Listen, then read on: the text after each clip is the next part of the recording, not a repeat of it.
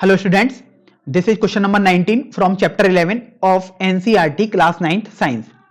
Here we are given that Sony says that the acceleration in an object could be zero even when several forces are acting on it. Do you agree with her and why? तो आपसे बोला गया कि सोनी बोलती है कि अगर किसी ऑब्जेक्ट पर एक्सेलरेशन जीरो हो सकता है जबकि उस पर खूब सारे फोर्स काम कर रहे हो तब भी, तो क्या हम उसकी बात से सहमत कर रहे हैं और कर रहे हैं तो क्यों कर रहे हैं?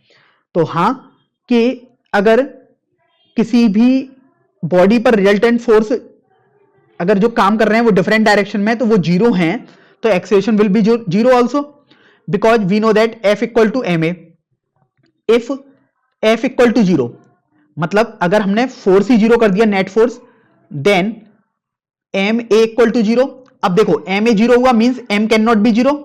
M is the mass of object that can never be zero, so A will be zero.